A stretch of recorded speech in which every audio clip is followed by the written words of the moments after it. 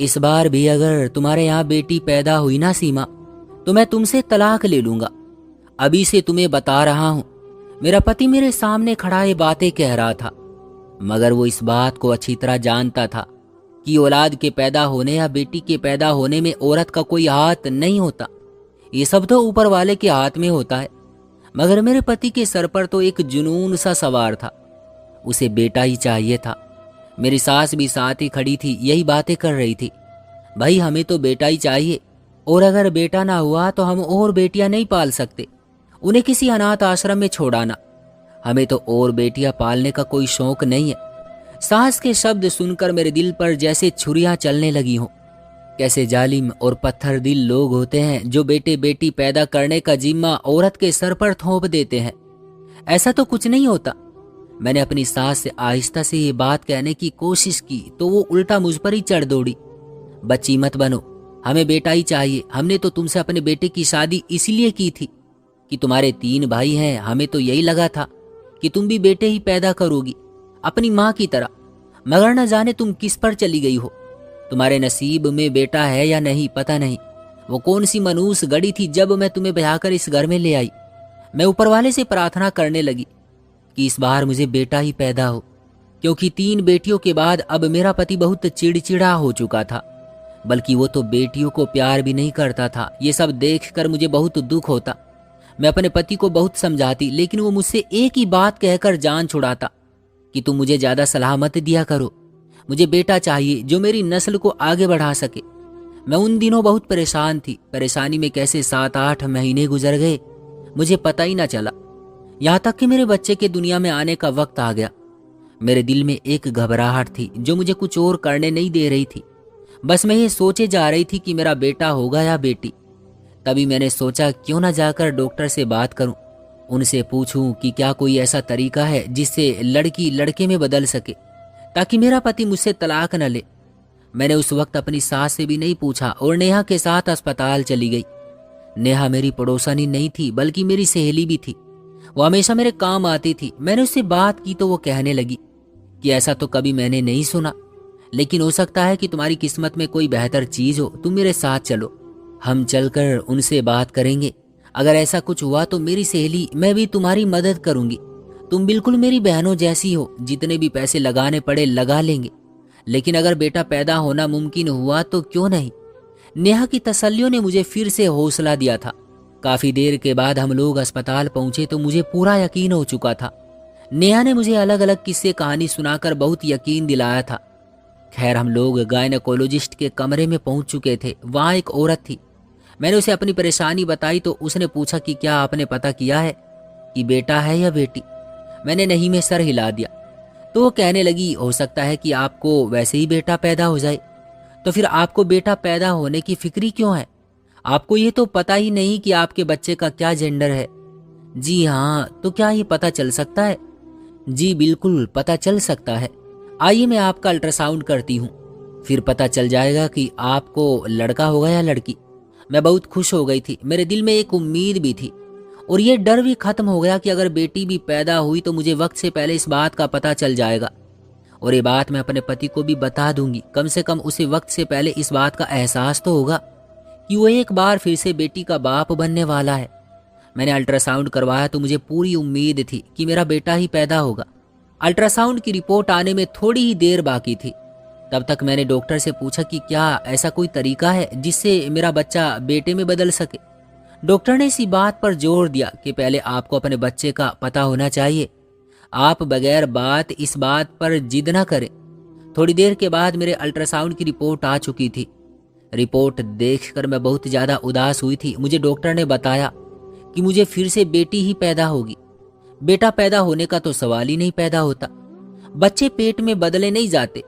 उसने मुझे बहुत सी चीजें बताई कि ऐसे ऐसे करने से बेटा ही पैदा होता है, लेकिन ये सब काम तो बच्चा होने से पहले किए जाते हैं। अब तो बच्चा पैदा होने के करीब था, तो फिर साफ था कि मुझे अपनी किस्मत को स्वीकारना था। मगर अपने पति की बातें याद करके मेरा दिल जोर जोर से धड़क रहा था। बच्चा पैदा होने में ज्यादा वक्त नहीं था, बस थोड़े से दिन बाकी थे। मैं जब डॉक्टर के कमरे से निकली तो मेरी आंखों से आंसू बह रहे थे, क्योंकि उसने साफ मना कर दिया था कि ऐसा कोई तरीका दुनिया में बना ही नहीं है कि जिससे पेट के अंदर बच्चे को बदला जा सके। मैं नेहा के साथ अस्पताल के वेटिंग एरिया में बैठ गई और रोने लगी। नेहा ने कहा कि हमें अब घर चलना चाहिए, तो मैंने कहा कि घर चलकर क्या करूंगी? मेरे पति को जब पता चलेगा कि मैं फिर से बेटी पैदा करूंगी तो वो मुझे तलाक की धमकियां देगा। मेरा रोना धोना सुनकर एक औरत हमारे पास आकर बैठी। मुझसे पूछने लगी कि क्या हुआ है आपको, इतनी परेशानी किस बात की है? मैंने उससे कहा कि दरअसल मेरा पति बेटियां पैदा होने से अब बहुत परेशान है। उसने मुझे धमकी दी है कि इस बार अगर बेटी पैदा हुई तो मुझसे तलाक ले लेगा।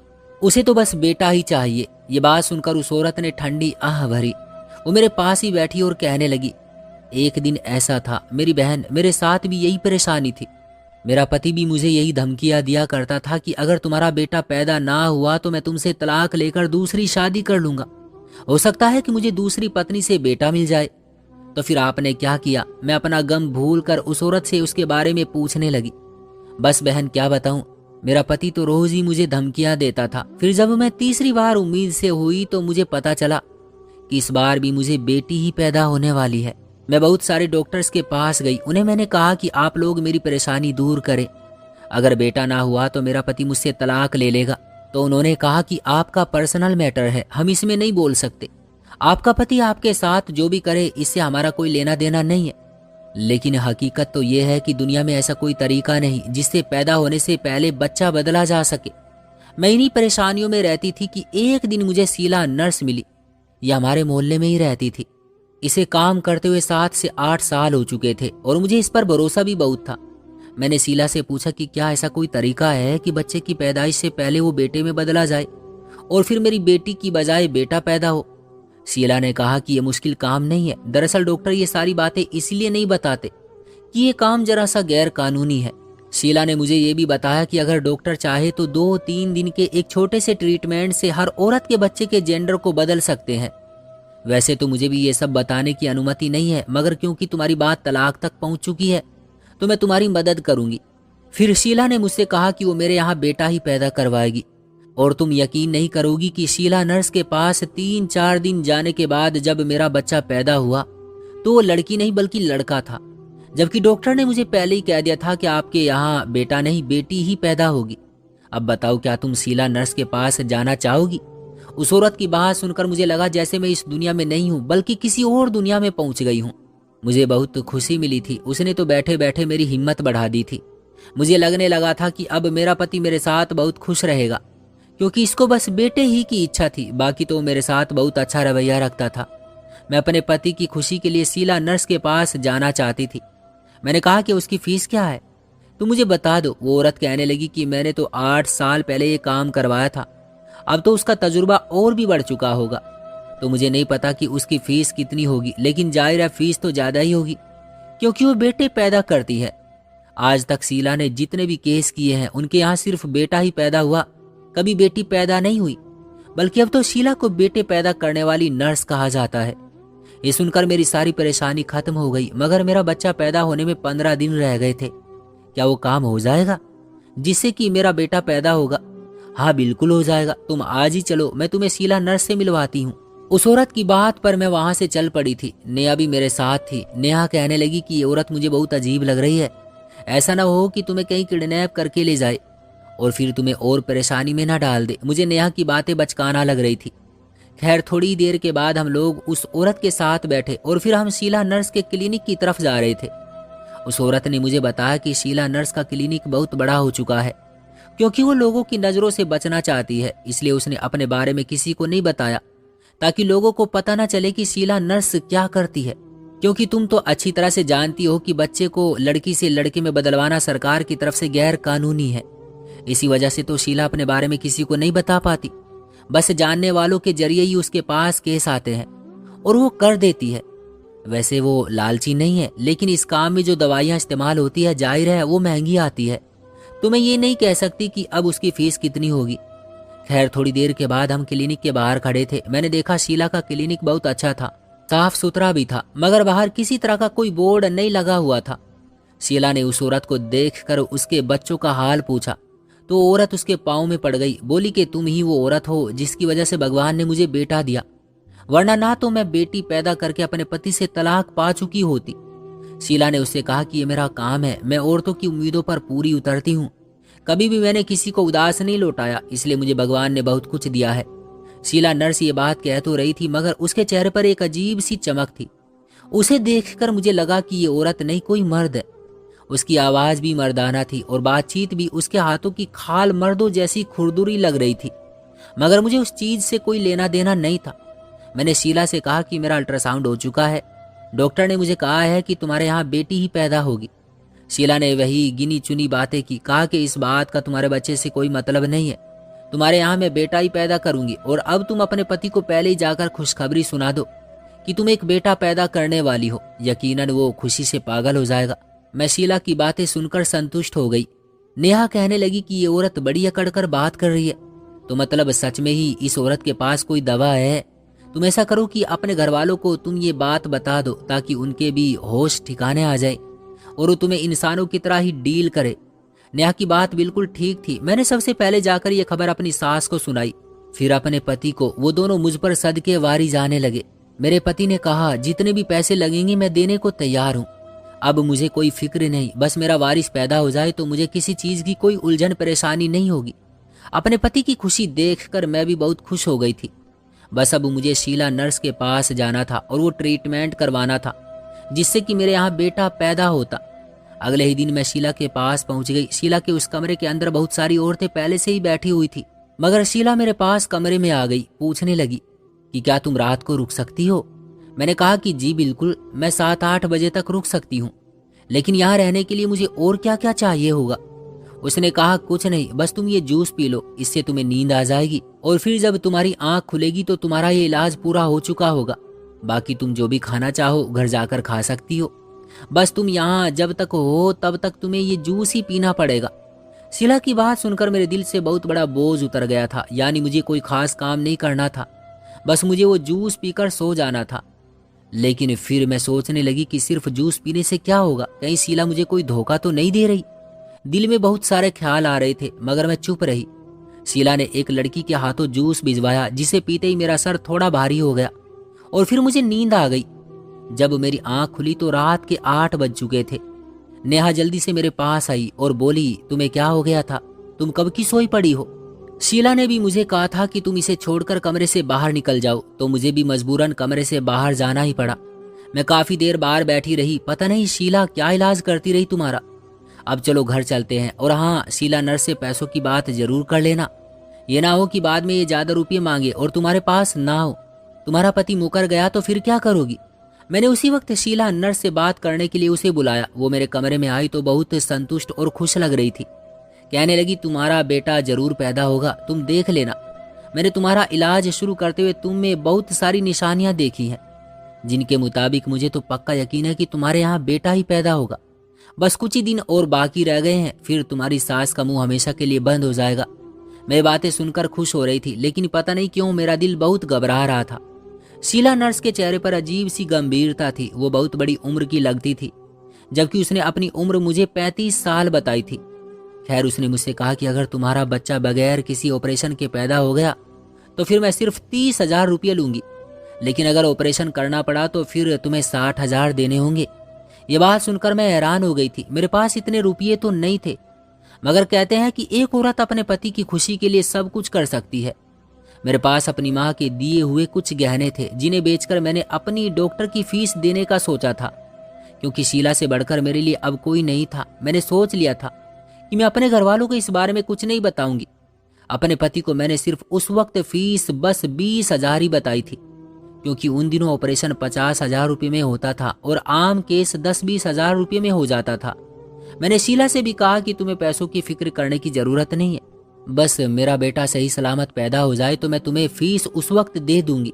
उसने कहा, मुझे कोई जल्दी नहीं है, क्योंकि मुझे पूरा यकीन है कि तुम्हारे यहाँ बेटा ही पैदा होगा, तो फिर मैं बेटा पैदा होने के बाद तुमसे 60,000 रुपये लूंगी। अब तो मुझे शीला की बात पर पूरा यकीन हो गया था, क्योंकि उसने साफ कह दिया था कि वो पैसे मुझसे बच्चे के बाद ही लेगी, इससे पहले पैसे नहीं लेगी। मैं इस बात से खुश हो गई थी, क्योंकि मेरा काम तो पूरा होने के बाद ही मुझे उसे पैसे देने थे। मैंने माँ के थोड़े से गहने 30,000 रुपये में बेच दिए। बाकी 20,000 मैंने अपने पति से लिए और बाकी 10,000 मैंने इधर उधर से उधार कर लिए थे, क्योंकि मेरे लिए ये जिंदगी की सबसे बड़ी खुशी थी। सोचा था कि इसके बाद सबके उधार उतार दूंगी। सारी मुश्किलों से गुजरने के बाद जैसे तैसे करके आखिर वो दिन आ ही गया जब मेरे बच्चे को इस दुनिया में आना ही था। मुझे जिंदगी बहुत खूबसूरत लग रही थी। मैंने सोचा भी नहीं था कि मेरे लिए इतनी बड़ी खुशी इंतजार कर रही होगी। शीला ने मुझे तसल्ली दी कि उसने बहुत माहिर डॉक्टर को बुलाया है। वो मेरा सारा ऑपरेशन भी कर सकती है और केस भी। और अगर नॉर्मल तरीके से बच्चा पैदा हुआ तो वो नॉर्मल ही करेगी, जबकि ऑपरेशन भी हुआ तो वो मुझे बता देगी। 3 घंटे की बेहोशी के बाद जब मेरी आंख खुली तो मुझे अपनी आंखों पर यकीन नहीं आया। मेरे पास गोल मटोल सफेद रंग का छोटा सा बच्चा था जो किसी चमकते चांद की तरह लग रहा था। उसकी खूबसूरत मुस्कुराहट देखकर मेरे भी चेहरे पर मुस्कान फैल गई थी। मैंने उसे चूमा, प्यार किया। मुझे शीला ने बताया कि तुम्हारा बच्चा सही सलामत इस दुनिया में आ गया है। इस बात का धन्यवाद करो और हाँ, अब तुम मेरे 60,000 रुपये दो। मैंने शीला को उसी वक्त नेहा के हाथों 60,000 रुपये दिलवा दिए थे। वो पैसे लेकर बहुत खुश हुई और मुझे ढेरों आशीर्वाद देने लगी। बोली कि अगर तुम्हें और भी बेटे चाहिए हों तो मेरे पास ही आना। अगर पति को ये ऐतराज हो कि तुमने एक ही बेटा पैदा किया है, बेटियां 3 हैं, तो अगली बार मेरे पास जरूर आना। शीला का चेहरा देखने वाला था। मेरे पति को भी बहुत ज्यादा खुशी हुई थी। मैं घर आई तो मेरे पति ने मुझे बहुत बधाई दी, मगर मेरी सास मुझे अजीब नजरों से देख रही थी। वो कभी मुझे हाथ लगाकर देखती तो कभी बच्चे को। क्या हुआ है माँ जी, आप ऐसे अजीब सी नजरों से क्या देख रही हैं?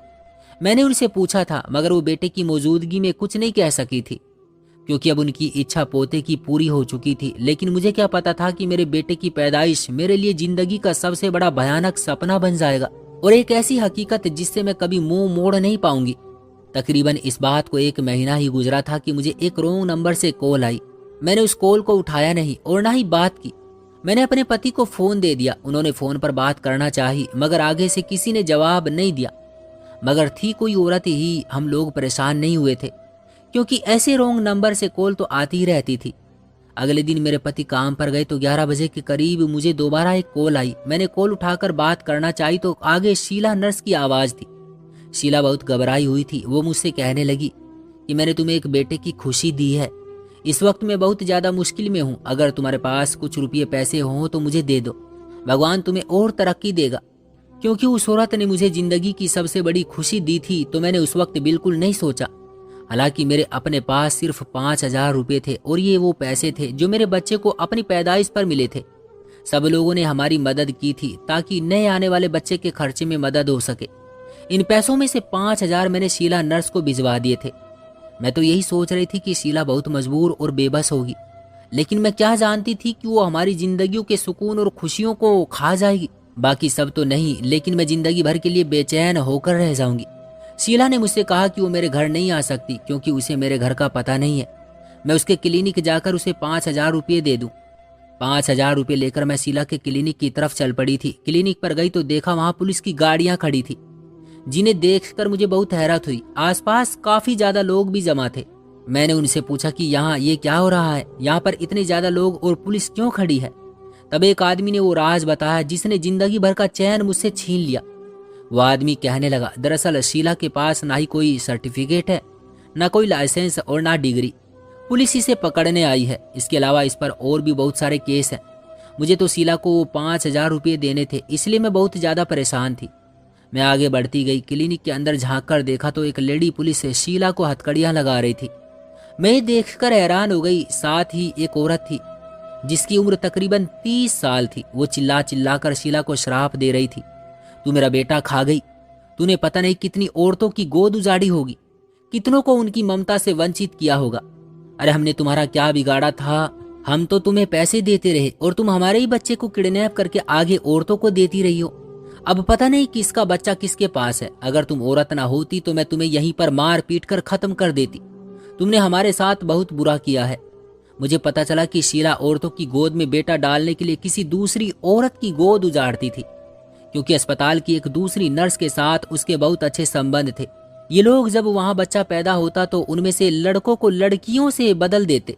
जिन अमीर माँ बाप को बेटे या बेटी के होने से फर्क नहीं पड़ता था, उनके बेटे चोरी करके वहां बेटी रख दी जाती थी और यूं बेटे की इच्छा रखने वाली उन पागल औरतों की गोद भर दी जाती थी जो एक बेटा पैदा करने के लिए दुनिया की किसी भी मुश्किल से टकराने को तैयार होती थी। मुझे इस बात का दुख था कि शीला ने मेरे साथ भी धोखा किया। जाहिर है आखिर में उसकी क्या लगती थी। मैं घर आई तो मेरे दिल से अपने बेटे की मोहब्बत खत्म हो चुकी थी, क्योंकि ये तो मेरी औलाद था ही नहीं। फिर मैं उसे कैसे मोहब्बत करती। मगर उसके बाद मेरा दिल अपनी बेटी के लिए तड़पने लगा, जिसे शीला ने मुझसे छीन कर पता नहीं किसकी गोद में डाल दिया होगा। मेरा दिल बुरी तरह रोने लगा। मैं यह हकीकत अपने पति को भी नहीं बता सकती थी, क्योंकि फिर वो मुझसे तलाक ले लेगा और मैं इस हकीकत के साथ जिंदगी गुजारने पर मजबूर हो गई हूँ। अब आप ही बताएं मैं क्या करूं? मैं अपनी ममता को कैसे सुकून दूं? मैं अपनी बेटी का पता कैसे ढूंढूं? भगवान के लिए अगर आपको कोई हल पता है तो मुझे अपनी राय से जरूर आगाह कीजिएगा। क्यों दोस्तों, क्या ख्याल है आपका इस कहानी के बारे में? कमेंट बॉक्स में हमें जरूर बताइएगा। वीडियो को लाइक कर दीजिए और चैनल को सब्सक्राइब कर लीजिएगा ताकि आने वाली वीडियो आपको तुरंत मिले। मुझे दीजिए अगली वीडियो तक इजाजत। तब तक के लिए धन्यवाद।